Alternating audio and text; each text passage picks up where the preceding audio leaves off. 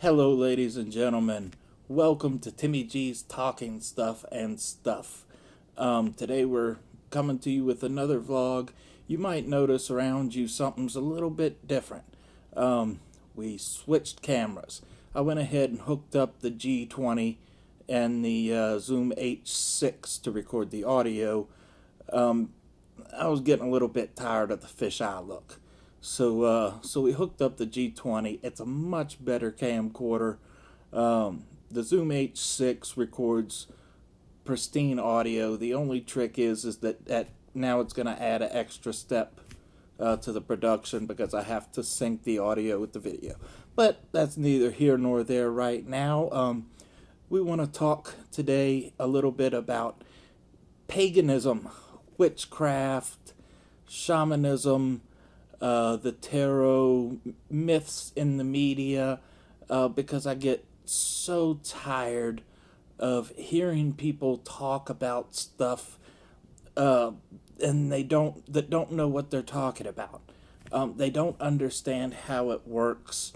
So we're gonna get into that, and we're gonna try to dispel some of the myths.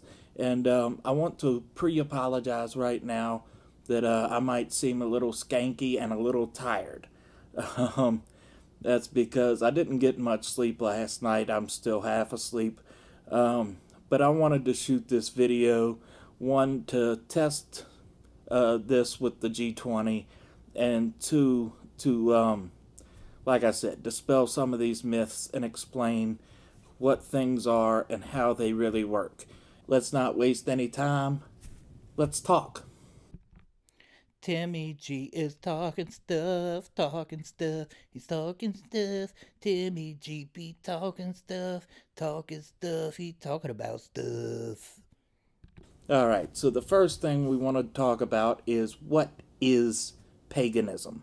What is witchcraft? What is Wicca? What is shamanism? Paganism is really a word that despite things that have been taught for centuries, it is not anything having to do with the devil. People who practice pagan style religions, spirituality, they don't believe in the concept of the devil. There might be some asshole gods in their pantheon, or but it has nothing to do with any devils or anything evil. There are some differences between different things. Obviously, the Greek pantheos is not the same as the Celtic pantheos. Hell, the Greek pantheos really isn't even the same as the Roman pantheos, despite how close they are. But today we want to focus on some of the more modern stuff. So what's the difference between a Wiccan or witch and a shaman? Obviously the two are pretty close because it involves different paganistic style rituals and things, sometimes spellcraft, but but there are some little differences, and some of them are significant and others just cultural. Wiccans or witches, there are some solitary practitioners, but for the most part, Wiccans or witches tend to exist in covens or groups, usually no larger than 13, whereas most of the time, a shaman is kind of the sole practitioner who serves as the doctor, religious leader, as well as sort of a therapist in certain ways. So that's a big difference in a Native American tribe, for example. Shaman would do those things. And then you'd have your, typical hunter-gatherers and, different people in the society that fill different roles. Just like in this society today, we have firefighters to fight fires, we have policemen to fight crime, we have, the rescue squad to take care of the sick and hurt. So that's kind of the same way. I tend to lean more towards the shamanistic style, although I have changed the title in which I refer to myself simply because there's such a stigma involved with this stuff now. So when certain people hear words like shaman or Wicca or witchcraft, they automatically have these preconceived notions about what it is, and even though they're wrong, I kind of try to avoid that. And it's the same as being a horror fan. Being a horror fan comes with the stigma. Hell, even just having a brain injury comes with the stigma. I can't get away from these stigmas. So I decided to label myself instead as a secular earthist. And what I mean by that is that, I believe in the powers of nature, these somewhat seemingly superpowers of nature, but I'm kind of indifferent as far as any type of divinity or god or gods go. I don't know if some of the things are just unexplained science or proof of a divine. That's the part where I'm secular. There is a real advantage, actually, to Wiccans who practice in large groups or covens. And it kind of, goes back to the old saying, two heads are better than one. And so when you're trying to perform certain rituals, the more people you have working together to raise that energy as a group rather than just one person, not only do you raise more energy, you increase the bond between you and the other practitioners. Of course, if your coven was for some reason to exceed 13, then you might be convoluting some of that energy and it might be, too much. But, energy, when you're talking about rituals and types of spellcraft or, making amulets, different things, energy is the name of the game. Because you can't really do anything without energy.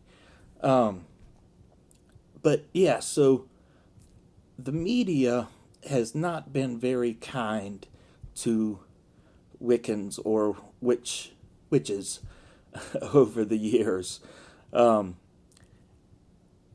The only thing from back in its time I can think of that at least showed a witch in a brighter type of a light maybe was the Wizard of Oz. And even that was, way off base. But somewhere along the line, witchcraft became really popular. And I remember when the movie The Craft came out.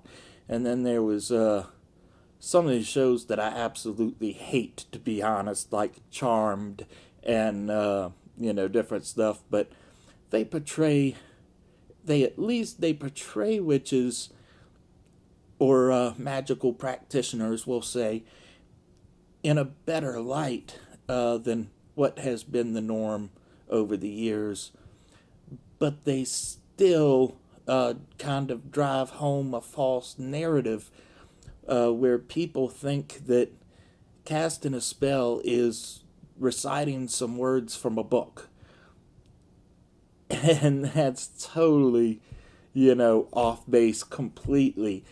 And it, drives home, we're going to talk some more about that when we get into the Spellcraft section of this vlog. But, if all you're doing is saying some words, then all you're doing is saying some words. It's really not going to do anything. Again, energy is the name of the game. So, yeah, so there's a lot of mythos out there about spellcraft and what it is to be a Wiccan or a witch or a magical practitioner. So, I want to, I'm hoping that maybe somehow we can dissolve some of these myths and maybe it can be portrayed as, what it really is. There's also the term midwife, which is, in all essence, basically a midwife would be about exactly the same as a shaman. Same duties, same responsibility, same, single part of a multi-part system. So we can, kind of skip through that. But I want to talk thirdly about karma, because karma is widely misunderstood. I hear people talking about karma all the time and have it completely wrong. So let me first tell you what karma is not. Karma is not a system of rewards or punishments for doing good or bad. That's not what karma is at all. If you think that that's what it is, then I'm sorry, but you're wrong. Karma is a system or a force of nature. So it's not that simple. It's beyond the notion of good or bad. It is, totally a force of nature. I remember reading a book years ago. I don't remember which book it was, but they described a way that, you could do something with really good intentions, but still draw bad karma. And that was, suppose you had a family member or just somebody that you really, really care about, and they have cancer. And all the treatments have failed. Chemotherapy has not done any good. And so you take it upon yourself to use energy and spellcraft to push the cancer out, to force the cancer out of the person. That's really well intentioned, but I'm sure you've all heard this, the saying, the law of three. Whatever you do, you get back threefold. That is karma. So if you were to force that cancer out with your energy, then you would be blown back with force 3 times greater than what you used to push the cancer out. So karma is not you do good and you get good things, or you do bad and bad things happen.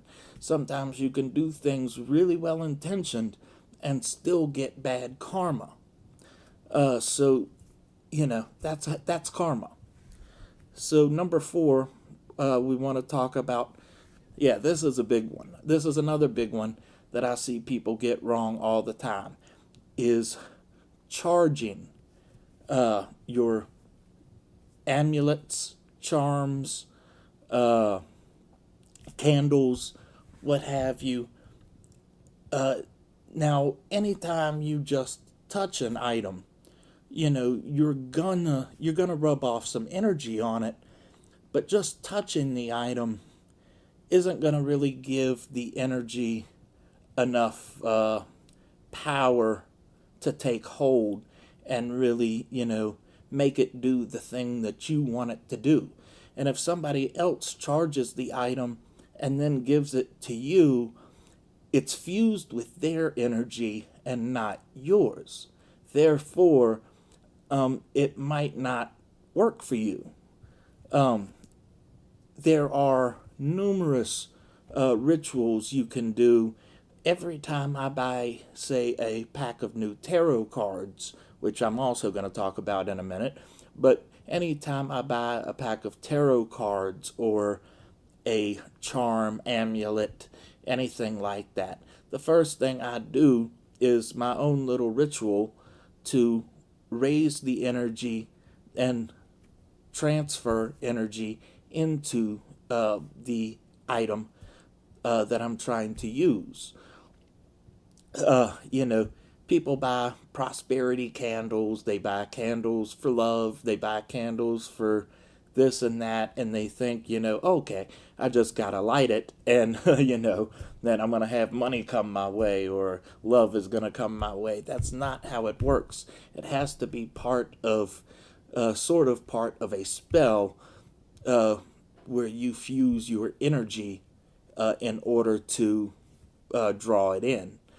You know, so yeah, most of those things aren't going to work without you infusing your energy into them. So, talk about charging items. What's number 5? Okay. Now I want to talk about the tarot. The tarot is another one, that people get wrong all the time. The tarot, the first mistake people make is to think that the tarot is some mystical, magical thing, and it's not. Some people even think that the tarot is communicating with the dead. Again, not true. People think that the tarot, the result you get from a tarot reading is kind of etched in stone. It is not. It is none of those things. The tarot does work, however. Once again, when you're using a new pack of tarot cards, the first thing you want to do is charge your energy into the deck of cards. And it can work. And you don't have to memorize the cards for them to work. I've kept a translation book by my side every time I've ever done a tarot reading, and it still works. What the tarot really is, and this is why a lot of the 1, 2, and even 3 card spreads don't really work that well, is because the tarot is a tool for using your own psyche to meditate over whatever issue you're trying to get an answer for or trying to address. It is not anything magical to tell you your future. The idea is to meditate and focus over the issue using the tarot as a tool to come up with the best guess at a possible outcome. And, every reading I've done pretty much has been on point.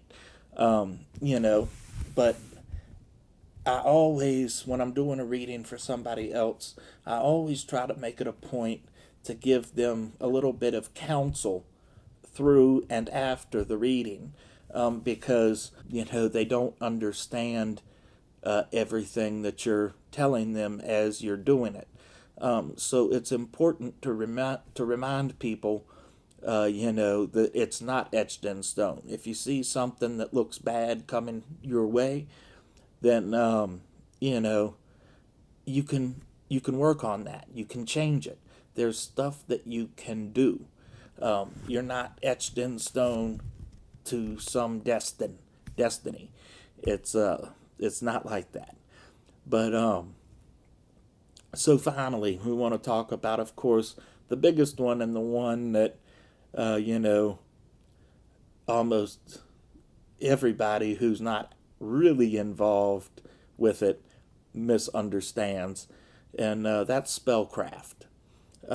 Casting spells, whatever you want to call it. Spellcraft has always been the easiest term for me, I think, but at any rate, again, we're going to say what spellcraft is not. Spellcraft is not some super magical force outside of nature that you can make anything you want happen. You can't change free will. You cannot do something that violates the laws of physics or quantum physics. Spellcraft uses the forces of nature to achieve your desired result within nature, not outside of nature. We are never outside of nature. We are always inside of nature. Even if we were to leave the planet Earth and go live on Mars, we are still within nature. So so that's really, really important to remember. And again, as we talked about in the beginning, you can't just read some words out of a book and make something happen. The only thing you're going to make happen is reading some words. Maybe somebody hears you reading those words. The most effective way, whether you're in a coven or group or a soul practitioner like me, the thing that you want to do is, you want to draw a circle to contain the energy. And I don't know why salt seems to be so effective. I don't think modern science can still explain it. I think most of the scientific community would still deny it because, there's no proof for it. But I could tell you firsthand that it does exist and it does work. But yeah, so you want to cast your circle around you in salt. And what that does is that helps contain the energy that you raise within the circle, because otherwise your energy that you raise is just going to go everywhere. And so to put it in simplest terms is, you ever heard that term, dance till you drop, or shop till you drop?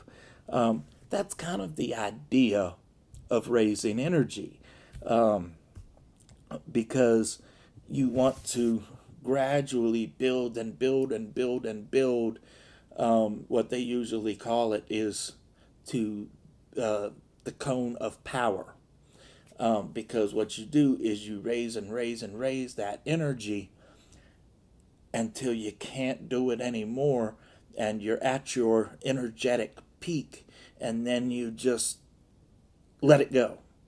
And what happens is you let your energy raise out of that cone of power or circle, whatever you want to call it, toward your desired result. It may work, it may not work. Again, a lot of things are how well your focus is,